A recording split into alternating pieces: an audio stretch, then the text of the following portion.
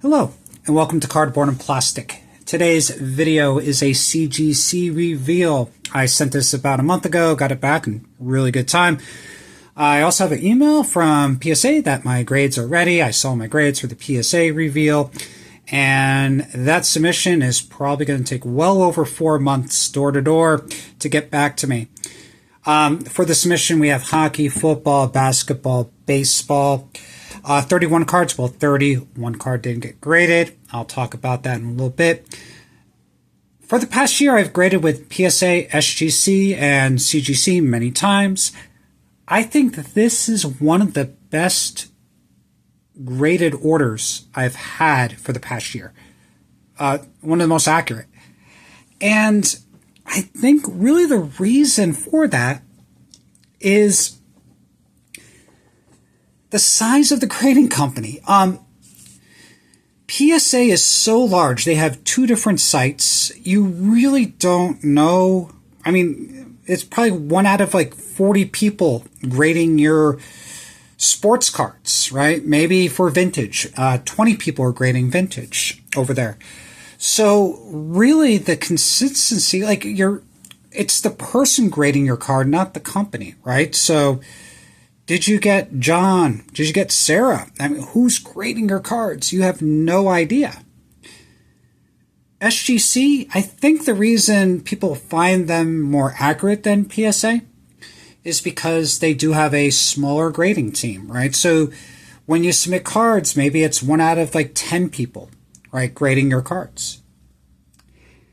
CGC, they began pretty lenient with vintage, then they got harder, then lenient again, and it's been inconsistent a little bit.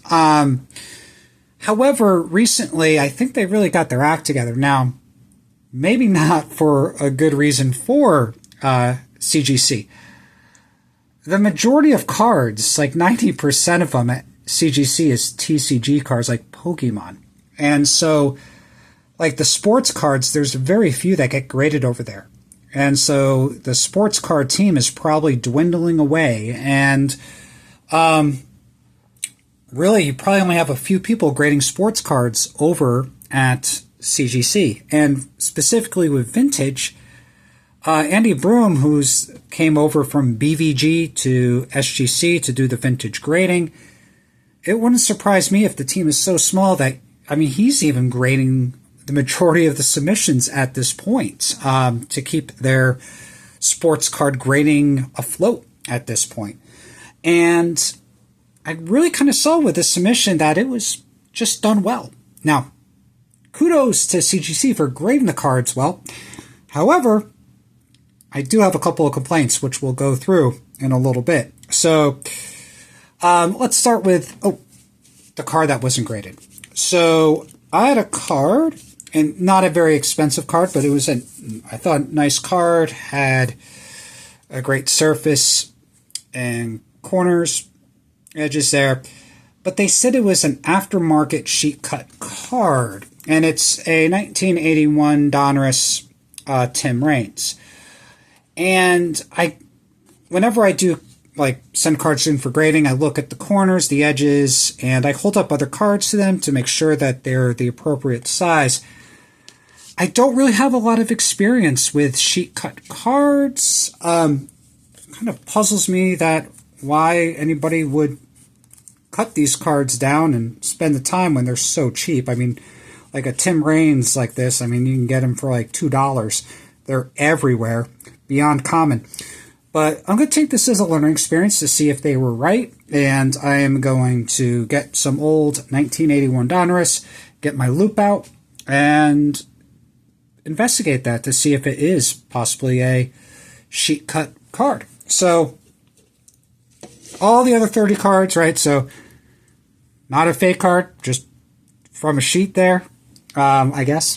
So let's go through hockey first. And this right here, Hall of Fame rookie cards, I'm going for the 80s, 70s for hockey. Probably that Wayne Gretzky is going to be a pain. Now, this is kind of where CGC runs into issues. they made these slabs for TCG for Pokemon, and Pokemon cards really don't deviate in size, right? They're all very uniform. Sports cards vary a little bit, right? Some are cut a little bit bigger, smaller, especially vintage. Now, look how tight that card fits inside that holder. If a card is just cut a little bit big, CGC can't use these holders, and it runs into problems. So you'll see that pop up in a little bit. So these 1980 Hall of Famers, here's a Tom Barrasso goalie, rookie. I really prefer the look of O-Pee-Chee cards over the tops. Even for baseball, I've been really buying a lot of the O-Pee-Chee. Dino Ciccarelli. If you don't know who he is, he was one of the dirtiest hockey players. Loved watching Dino back in the 80s, 90s. This is a regular top, so I still have to get his O-Pee-Chee. And I really sent a lot of these cards. Maybe I shouldn't have graded them. They're pretty cheap cards. It costs $8.80 a piece for me to grade these with CGC, so not that bad, but I've really been getting into the Zion cases, so probably the majority of these cards I would have graded myself, just put in my own slabs, not graded, but I put approximate grade on those, but just to slab them up for my collection. So let's get into some football. So with football cards, these are oversized cards, these 1956 tops. And these cards, Double D Vintage said that they're going to, Zion told them that they may make Zion cases to fit these like larger cards. So that'd be awesome. I just like to have cards in slabs, and these slightly larger, like the 1956 tops, things like that for baseball. I grade a lot of those, even if they're not collector's grade, but this got a 5. So that's collector's grade for the year. That's kind of like what I do. It doesn't really mean anything. It's just, I try to grade cards that grade like a 7 from the 70s. Below that, I keep in top loaders, just the way I do things. So this card, I knew was going to be a 5. Had a nice surface. This card is an absolute gorgeous 3. I mean, the centering is really nice. The issue with this card when I got it, and I got it from ComC, is, I mean, you can't even really see it. There's like a crease that goes like across like this, but it's almost like a bend crease. And it's really, you can kind of see it a little bit there. But I just wanted this in a slab, and it's a really nice example, nice registration. So, little George rookie. This is not a rookie card, but some cards I get, and they're just so nice, I just want them slabbed, right? It's like kind of like somebody opened up a pack of 1957 tops and just pulled this card right out of there. So that's a beautiful Hall of Famer. Yell Larry there. This is the problem, though. I said if cards are just a little bit big, you see what they do. They put them in a crimped bag inside of a larger case. So unfortunately, this Joe Perry, it just doesn't look as nice. It just is in a sleeve inside a bigger case. So let's keep a count of those. That's number 1. So unfortunately, there's a few more. This one, I think a 6 is a fair grade for this card. It's a little bit off-centered, but it's really sharp. Bart Starr. Guarantee if I sent this to PSA, you'd probably get a 6. This card, maybe you would even get a little bit higher at PSA. It's a sharp card. It's just centered badly, top to bottom. But beautiful color registration on that card. Buck Buchanan, that's a rookie card. Fran Tarkenton, just a nice, beautiful 7. And I love these, like, these early 60s, 50s Topps football cards. They're cheap, and they look great. Favorite team right there. I think they're going to be on Hard Knocks this year. Here's a Hall of Fame rookie for 1972 Topps. A little bit off top to bottom, but a nice card. This next card, I've been looking and buying these, and almost every single one has like a big surface dimple or big issue. I finally got one that had the centering I wanted. It had beautiful surface. I knew this was going to grade a 7, 8. Even at PSA, this would be a 7 or 8. It's a great card. So trying to find an Earl Campbell rookie card with this type of surface, very difficult. I think people that buy raw cards can testify that some of these things are really difficult to find. Not a Hall of Famer, a college Hall of Famer, Billy Sims, but this is a really cheap card. I probably would have thrown this in the slab myself, but $8.80. It's in there now, nicely centered. This card I was going to sell on eBay for like $4, but then I kind of checked it out and was like, you know, it looks really nice.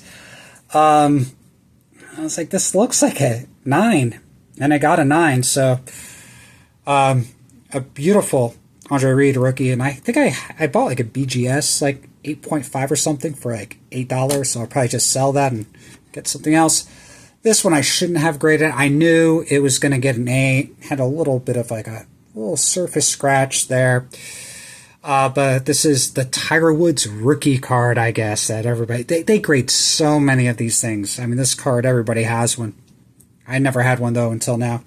So, just it looks good inside that holder.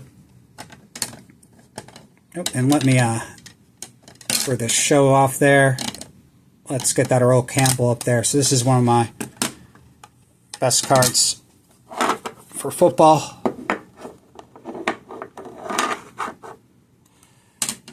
All right, let's get into basketball.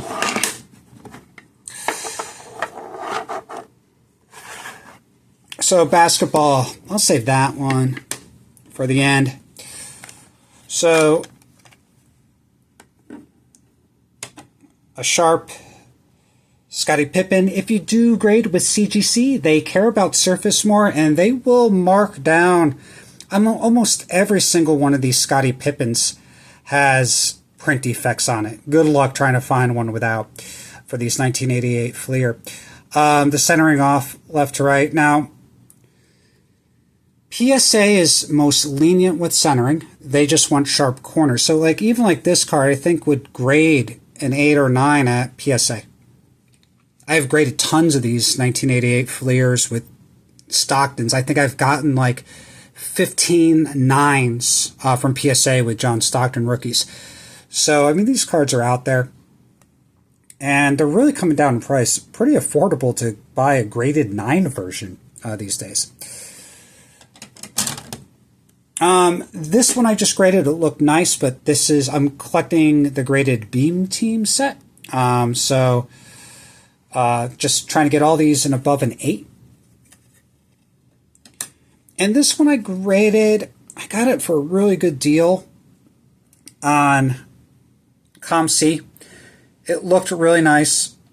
These chrome cards are really hard to grade, but it doesn't have a lot of greening, so it's not hulking. So this was a nice copy. And for the basketball, this is the nicest card there. I got this, I think, for like $40 on ComC, and it just looked beautiful. Centering and everything like that. So I was like, you know what? Let's take a chance on it. And this is nicer than my PSA 8. And the PSA 8 will sell for a lot more money. So I'm going to keep this guy. And my PSA 8 will be traded or put up on eBay. All right, so we got through basketball, and only one card so far in all the order in those plastic sleeves. It's going to get more disappointing, though. So let's go for some Hall of Famers here. Centering top to bottom is not great. 5.5 is a fair grade for this 55 Bowman, Bob Lemon. This one graded a little bit lower than I thought. I got to take a look at this. I guarantee that there is a surface wrinkle on this, or an issue I didn't pick up. So I got to look at this guy. But with all the other grades and everything is grade accurately, really one grade like this doesn't make me like, oh, like they messed up. Like maybe there. So I got to look at this like underneath the bright light. But this is a nicely centered 60 alkaline. And it looks nice too, so it's just going to stay in my PC.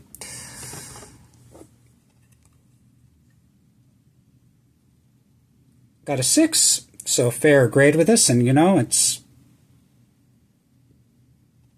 just as nice as some of my PSA 6s. And again, I've been buying a lot of these, and I like them, the O-Pee-Chees, more than the Tops. So, Jim Cat there.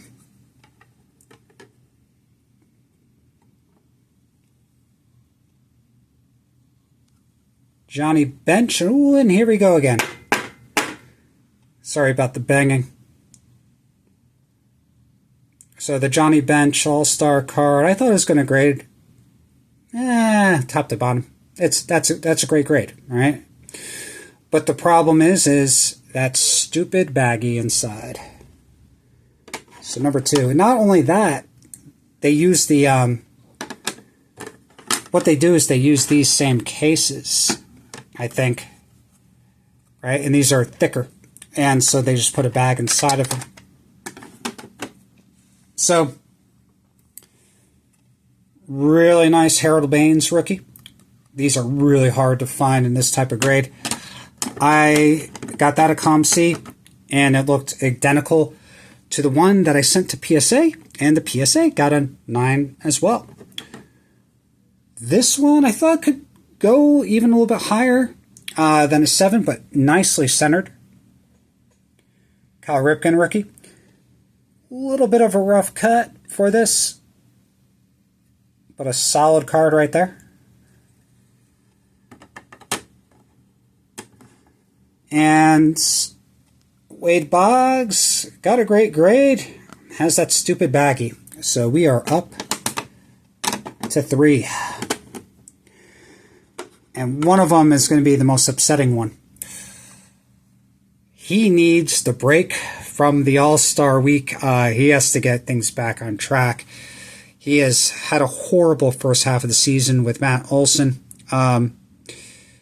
Hopefully we see him really come back and play well the second half. I mean, he hit 50-something home runs last year. So his rookie card, on-card auto. I had a BGS 9.5, and I sold that for quite a bit. I think it was like $160 back when he was still worth quite a bit. And I took that, bought this raw one for $30. So $40 into that. I still have a purple numbered refractor of that as well. So we got 2 more. I don't want to end on a bad note, so let's do this one first. This got a Gem Mint 10. Oh, and the auto grades are on the back. Oh, no. right? So that's auto grade, got a 10. So this is the black refractor, numbered out of 73 for the year. So Hunter Green got into the All-Star game this year, has been having a great season. This card is absolutely stunning, but is in a crappy holder right now. So I don't know what I'm going to do. I don't like that plastic bag. But again, if the cards are just a little bit bigger, CGC can't put them in to the... Okay, so I've had worse orders than this. So 4 out of 30. It's not great, but what can you do? Their holders just can't hold some cards. And my last card is a modern card. I pulled this out of Topps Heritage, and I would love to see O'Neill Cruz in the home run derby. I think he would do fantastic. It would probably mess up his swing, but he has some of the highest ball exit velocity in the game right now, and he can hit the ball. I think he's like 6'7". He's just a great player. So I pulled this one there. These are great. The Real One autographs for Topps Heritage, very underrated. A lot of people just collect those. I love them for the Hall of Famers, and also the red autos they look amazing as well. So I got a Gem Mint 10 with a 10 auto. I wanted one of these cards to get the pristine and the different label. I don't have any of the pristine labels yet, so we'll put that guy there. So this order is definitely one of the better CGC orders I've had. I'm just kind of always upset with the plastic sleeves and the cards that are slightly bigger. But they also started to do, I believe, JSA with the autograph. So for $15 extra, you can get a on-card autograph, get the card grade, and you can get the autograph verified with CGC now. And I have a couple of cards. I have one that like an Alan Trammell rookie card signed, and I also have like a Will Clark that my wife, she had signed when she was younger. I think that'd be cool to get that authenticated. And also I have a Jack Clark rookie card with his auto on it. So I might get another, my CGC